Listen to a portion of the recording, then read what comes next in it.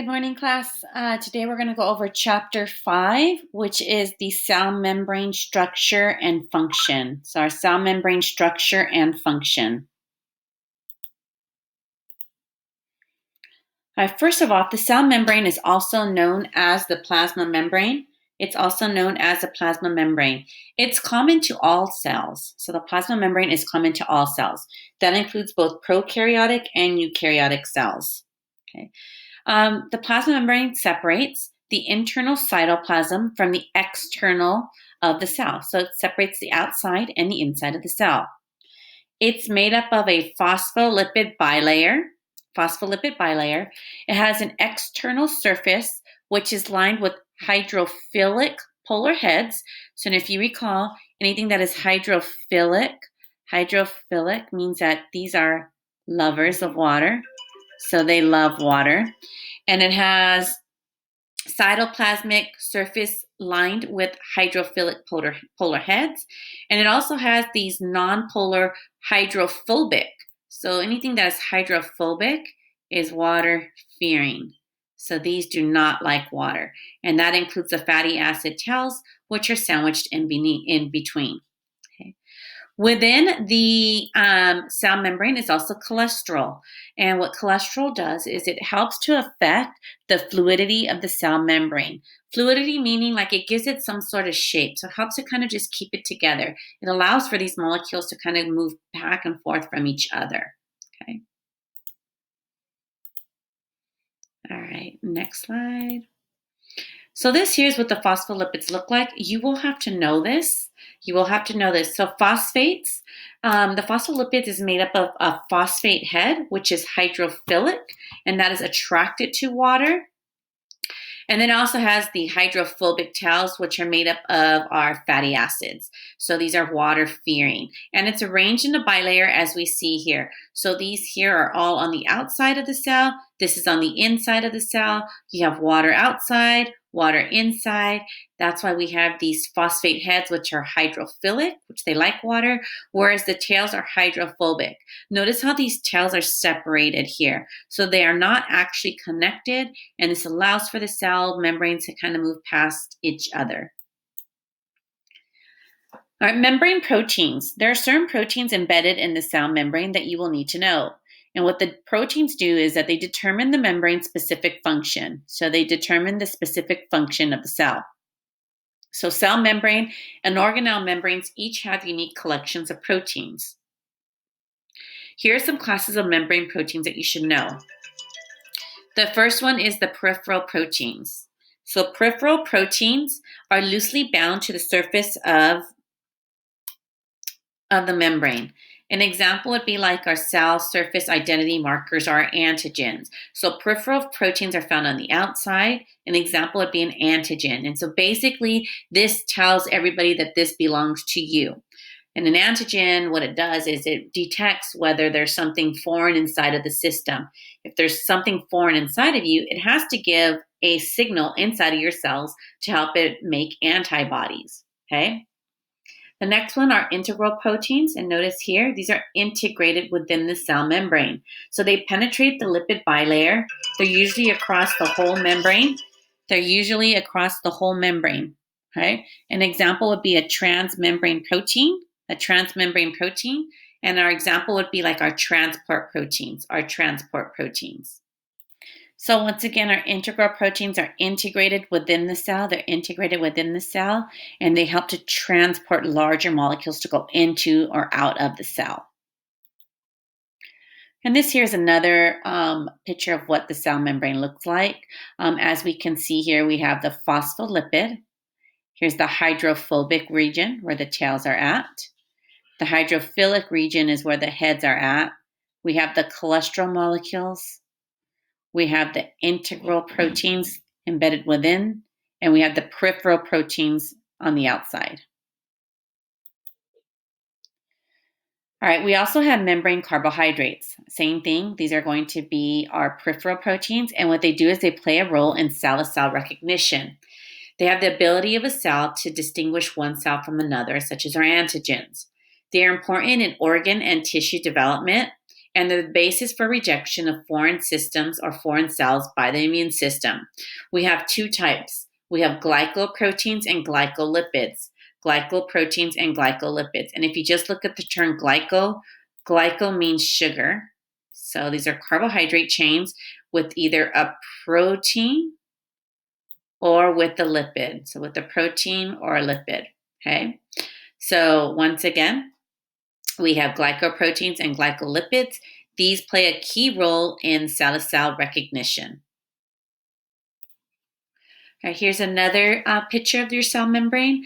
You will have to be drawing this picture. So I will have this as your assignment. This is the photo in which you will illustrate the cell membrane. Notice in here, these are items that you will need to know. You'll need to know the glycoproteins. Like we said, these aid in cell-to-cell communication. We have the phospholipid bilayer. We have the peripheral proteins, and we also have our integral proteins as well as our cholesterols. All right, the function of the membrane protein. So we have different types of membrane proteins. One is an example is a channel protein. And what a channel protein does is that it allows passage of molecules through the membrane via a channel in the protein. They're almost like tunnels. So they look for specific molecules to go into and out of the cells. The molecules are a little larger. Okay, they're a little larger. The next one are carrier proteins. And these combine with the substance to be transported. So these help the molecules go inside of the cell. They assist the passage of a molecule through the membrane. So these help to assist the molecule. Once again, we have our cell recognition proteins, such as our glycoproteins, and they help the body recognize foreign substances.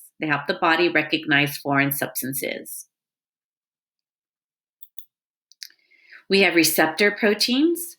Receptor proteins bind with specific molecules, and they allow a cell to respond to signals from other cells. So they get the message. So these are like our messenger proteins.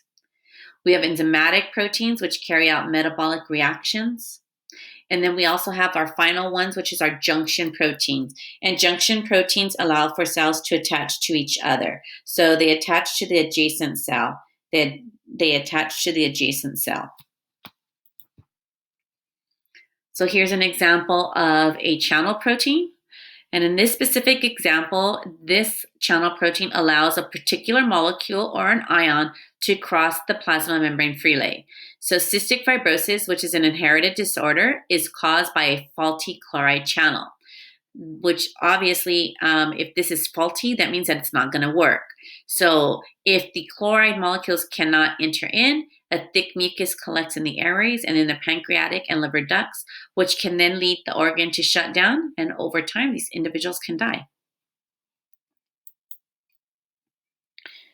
The next one we have is a carrier protein. And what carrier proteins do is, like we said, they selectively interact with a specific molecule or an ion so that it can cross the membrane. The instability, though, of some persons to use energy for sodium-potassium transport has been suggested as their cause of their obesity. So if this here is not functioning properly, our sodium-potassium transport, then the energy needed will not be given. All right, cell recognition proteins. Here's another example of our glycoproteins. MHC molecules. The MHC stands for the major histocompatibility complex molecules. These are our cell recognizers. So they recognize what's foreign, what comes in and what comes out of the cell. So organ transplants are difficult to achieve. So glycoproteins are different for each person. Everybody has their own self-identity marker. Okay. Cells with a foreign MHC glycoproteins are attacked by white blood cells responsible for immunity. So if you needed an organ transplant, you would have to take medication for the rest of your life. Why? Because you need the medication to trick your body into thinking that this receptor is you. As soon as your body figures out that this is not you, it will then make antibodies to attack the organ. And obviously, that's calls for rejection. So that means that you would not be able to take that organ. All right, here's another example of a receptor protein. It is shaped in such a way that a specific molecule can bind to it. So pygmies are short, which are the pygmy horses. They're short not because they don't produce enough growth hormone, but because their plasma membrane growth hormone receptors are faulty and cannot interact with growth hormone. So this here is faulty, and if it can't read the hormone or the message for it to grow, then it's not going to grow very large. Another example is an enzymatic protein. In enzymatic proteins, these are catalyzes a specific reaction. So the membrane protein, adenylate cyclase, is involved in ATP metabolism. So cholera bacteria, which is a deadly bacteria, releases a toxin that interferes with the proper functioning of adenylate cyclase. So sodium and water leave intestinal cells, and the individual may die from severe diarrhea if this protein is not properly fixed or if it's not properly functioning. Here's an example of junction proteins. So these are tight junctions join the cells so that a tissue can fulfill a function, as when a tissue pinches off the neural tube during development. So without this cooperation between cells, an embryo would have no nervous system. So this is how one cell connects to another cell through these gap junctions, here. All right, here's another picture of all of them, what they each look like. So we have our channel proteins, we have our carrier proteins, we have our cell recognition proteins, we have our receptor proteins, an enzymatic protein, and then our cell junction proteins. All right, here's a brief video on the structure of the cell membrane. I would suggest that you watch this. Here's some other membrane videos. I actually like the TED Ed videos, so please watch these. These are very short. This one here talks about the insights into cell membrane via dish soap, and then how cell membranes are way more complicated than you think. All right, next section. How do cells talk to each other? We talked about them having signals, but how exactly do they talk to each other? So these signaling molecules serve as a chemical messenger which allows cells to communicate with one another. So why would a cell have to communicate? Like we said, for example, you breathed in a toxin, okay? Now that's inside of your body. Your body needs to find a way to determine what it is and then how to attack it. So we have cell receptors bind to specific signaling molecules. So they bind to a specific signaling molecule. Once the signaling molecule and the cell receptor bind, a cascade of events occurs that elicit a cellular response, which is known as a signal transduction pathway. So basically what happens is the cell obtains a signal. The signal then needs to bind, and then it needs to tell your cell to respond. So what is it going to do? That's known as a signal transduction pathway. We are going to have one full unit on this, on signal transduction pathways, because you will need to understand why a cell needs to talk to another cell. But this is an example of what a signal transduction pathway looks like. So you are going to get a signal. This signal here is going to bind here onto the cell. Onto the protein of the cell. It will then relay a series of proteins. Once these proteins are activated, these proteins now will go to the cell nucleus, and from here the nucleus will then tell the cell what it needs to do. Is it going to make a regulatory protein? Does it need to make an enzyme? Does it need to make a structural protein? And that there would be known as the response. That would be the response. All right, here's another picture of intro to cell signaling. Please watch this video to have an understanding of how cells talk to each other. Okay, now that we talked about the structure of the cell membrane, let's go ahead and talk about permeability of the cell membrane. So the plasma membrane itself is selectively permeable. What does that mean? Well, that means that it allows some substances to move across the membrane, and it inhibits passages of other molecules. We have small non-charged molecules such as carbon dioxide, oxygen, glycerol, and alcohol that freely cross the membrane by passing through the phospholipid bilayer, meaning that there's no energy to get carbon dioxide or oxygen or glycerol or alcohol into and out of the cells. They're able to freely go into and out of the cells. These molecules follow what's known as a concentration gradient. So molecules in our system are going to go from an area of higher concentration to an area of lower concentration. So from an area of high concentration to an area of lower concentration. Water will move across the plasma membrane. So water will also move across the plasma membrane. We have specialized proteins which are called aquaporins. Aquaporins. So please make sure that you guys know this term, aquaporin. And if you look at the term aqua means water. So it's a water pore. And what that does is it speeds up water transport across the membrane. So it allows for large amounts of water to come into our cells. The movement of ions and polar molecules across the membrane is often assisted by carrier proteins. So anything that is an ion or a polar molecule needs to be assisted with a carrier protein. Some molecules must move against their concentration gradients with expenditure of energy. So if you need energy to go into or out of your cell, that is known as active transport. Active meaning that the molecule needs energy to go into the cell. Large particles enter or exit the cell via bulk transport known as exocytosis and endocytosis. So if I look at the term exocytosis, exit, that means to exit or that means to go outside. Okay, so that's out, whereas endo means inside of the cell. So sometimes we need to take things outside and sometimes we need to bring things inside of the cell. Here's a picture of what an aquaporin would look like. So this here would be our channel, our water channel.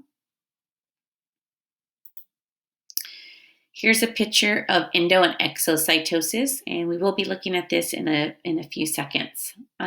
So we have endocytosis. This is when your cell is taking things inside of the cell. So we're bringing things inside of the cell. And then an exocytosis, this is when we're taking things outside of the cell, outside of the cell.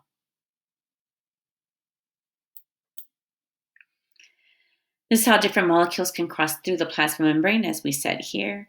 We have our different our carrier proteins, and then our phospholipid bilayer.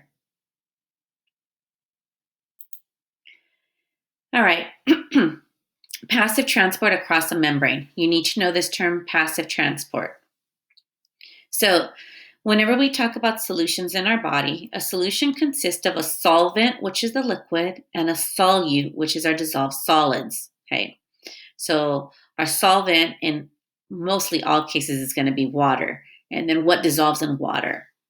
So when we look at the term diffusion, so make sure that you write this down, diffusion. Diffusion is a form of passive transport. Passive transport meaning that there's no energy needed to move these molecules across. So the net movement of molecules goes down a concentration gradient.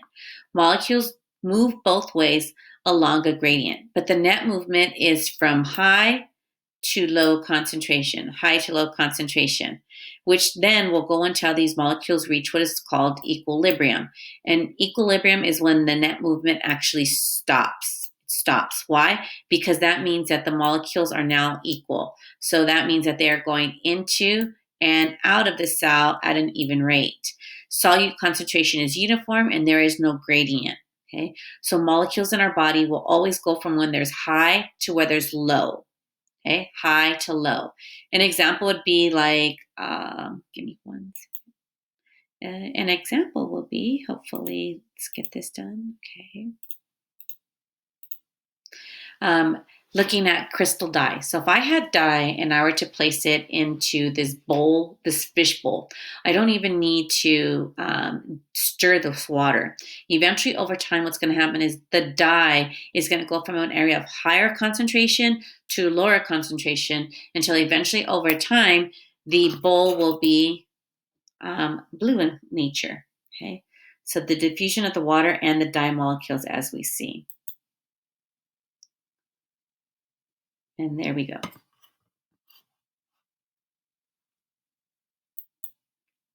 Another example of diffusion would be gas exchange that occurs in our lungs. Make sure that you know this as an example. It's one that we should be aware of. So, oxygen concentration is going to be highest in our lungs. And if we recall how our system works, we know that deoxygenated blood comes back to the lungs and it gets oxygenated. Once the oxygenated blood enters into the lungs, it goes back to the heart and gets pumped out to the rest of the body. So as we can see here, oxygen levels are going to be highest, which are going to be found right here in what's called the alveoli. So molecules go from where there's high to where there is low oxygen content, okay? High to low. That's a form of diffusion. All right, here's a brief video of how oxygen travels through our blood. Please make sure to watch this. Please make sure to watch this.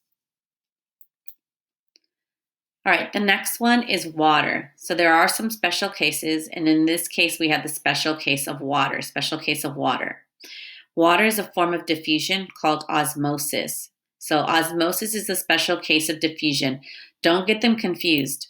Why? Because osmosis only has to do with water. Okay, it's the diffusion of water. Diffusion, we're looking at molecules. And it focuses on the solvent, the water movement, rather than the solute. So we're looking at where water is going to go. Okay, diffusion of water across a semi-permeable membrane. So solute concentration on one side is high, but water concentration is low. Or solute concentration on the other side is low, but water concentration is high. Water can diffuse both ways across the membrane, but the solute cannot. Okay, water can readily come into and out of our cells. Solutes are a little bit tricky though because they're larger. So the net movement of water is going to always go towards the low or the high solute concentration. Water, same thing, is going to act like diffusion. It goes from an area of higher concentration to an area of lower concentration. Okay, and then it forms what is known as osmotic pressure. Osmotic pressure is the pressure that develops due to osmosis. We could see osmotic pressure best within a tree. Why?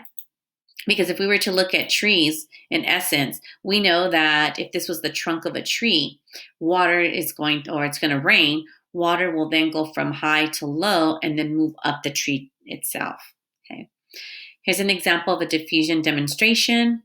So as we can see here, we look at where the water and the solute molecules are at, and we know that water is always going to go from where there's more to where there's less.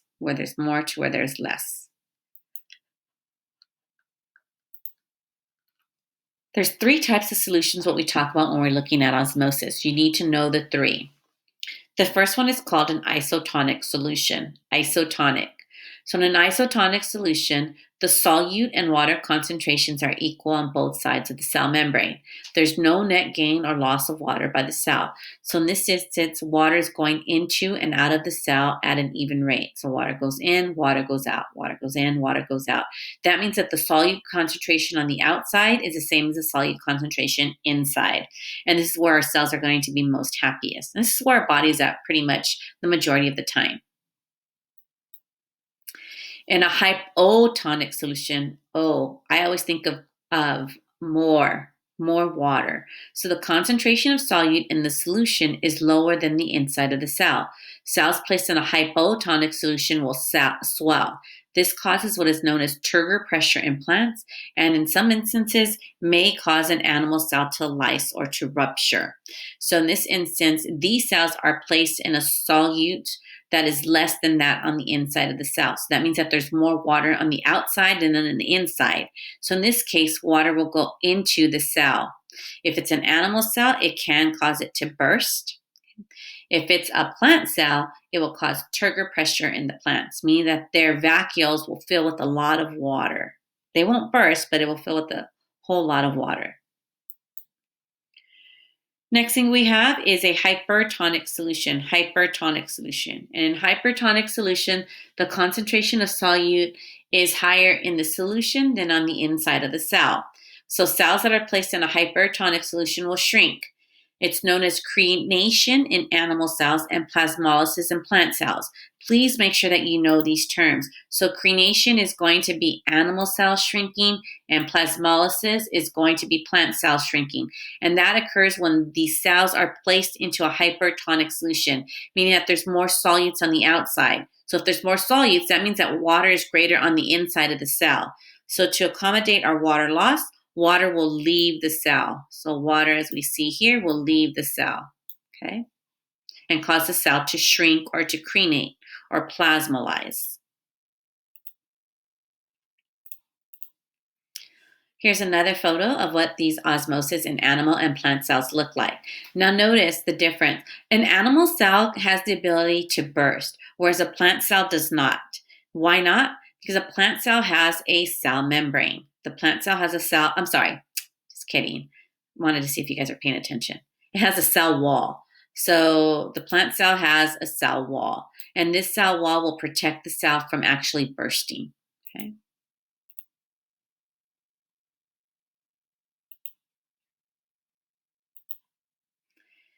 Here's another photo as we see cells placed in hypotonic, isotonic, or a hypertonic solution, okay? So if it's hypotonic, these cells can lyse. The plant cell becomes turgid, okay, meaning filled with water.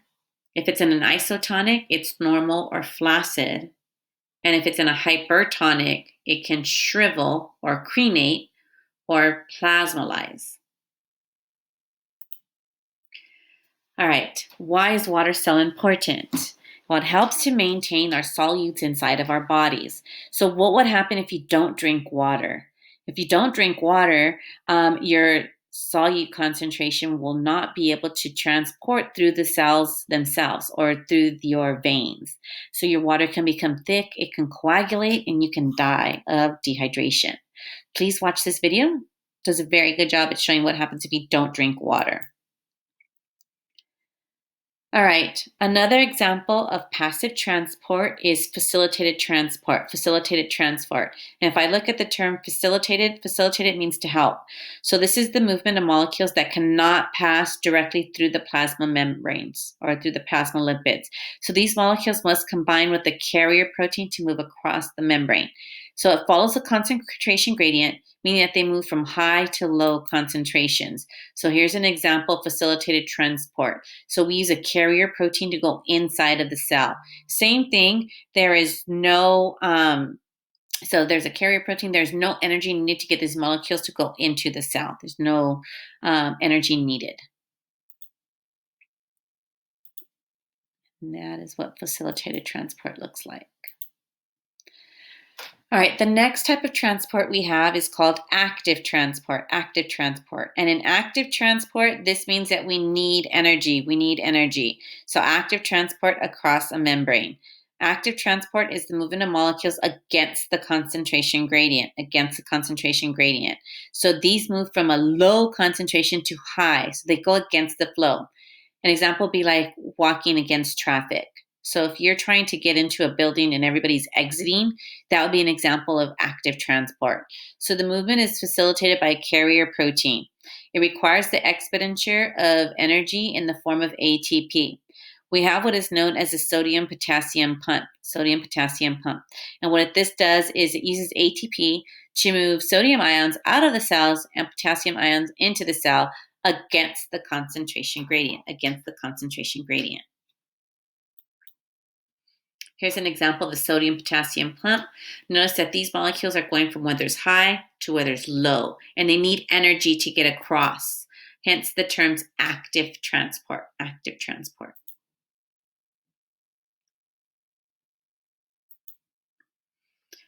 Right, molecules are also transported into or out of the cell inside of vesicles via bulk transport. Bulk meaning like large amounts. So sometimes I need to get a lot of things into or out of my cell. Anything that is exiting the cell is known as exocytosis. Exocytosis is when the vesicles fuse with the cell membrane and secrete the contents. So an example would be like when we make enzymes. If you guys recall, enzyme manufacturing, basically it's making a protein, right? So if I'm going to make a protein, it starts at the nucleus. From the nucleus, it goes to the ER, and then from the ER, it goes to the Golgi, and then from there, it's going to exit outside of the cell through this process called exocytosis. So the vesicle will fuse with the cell membrane, and then it'll secrete the contents. Okay. Another example is going to be endocytosis. So this is when I want to take things inside of the cell. So this is when a cell is going to engulf a substance into a pouch, which will then become a vesicle. Vesicle, like we said, is made up of a phospholipid bilayer. Okay, there's 3 types of endocytosis that you got to be aware of. One is called phagocytosis, the other one is pinocytosis, and the last one is receptor-mediated endocytosis.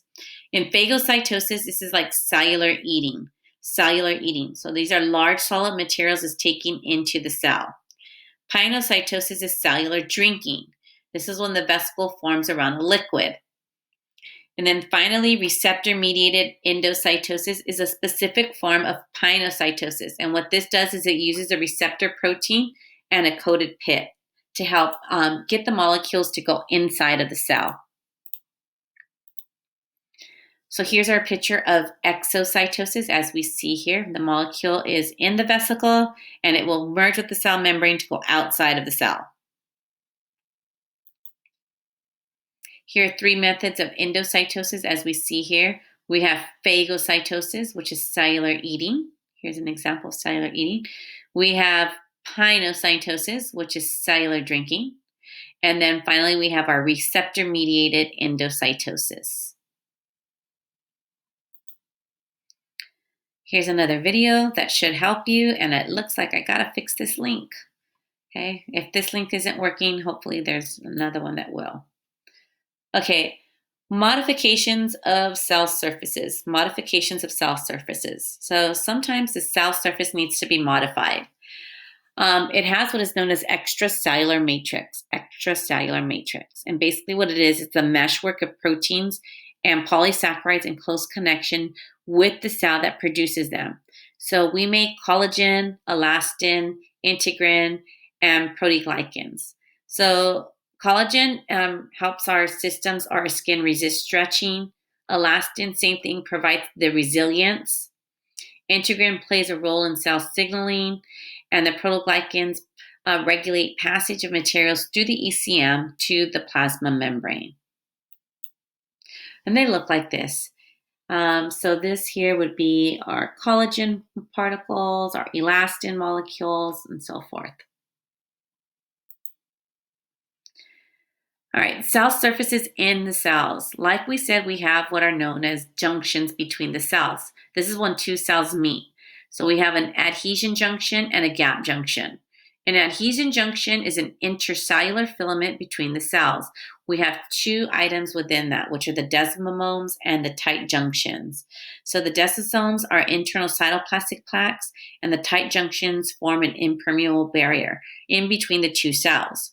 Our gap junction is our plasma membrane channels, which are joined and allows for communication between 2 cells. As we see here. So here's an adhesion junction. This is a tight junction. And then this here is our gap junction. So this is 1 cell, there's a second cell, 1 cell, second cell, 1 cell, second cell. This is how they are actually woven together. All right, plant cells are a little different. So plant cells have cell walls. Plants have a freely permeable cell wall with cellulose as the main component of it. So plasmodesmata is going to penetrate the cell wall, and each contains a strand of cytoplasm, which allows for the passage of materials between the cells. As we see here, the plasmodesmata is the area between 2 cells, and where they connect, only through plant cells. Why is it only through plant cells? Because they have our cell walls. All right, I'm hoping that you guys learned something new. So the main focus, like you said, on this, you should have learned about the structure of the cell membrane and how the cell membrane functions to allowing molecules to go into and out of the cell. I hope you had a great day.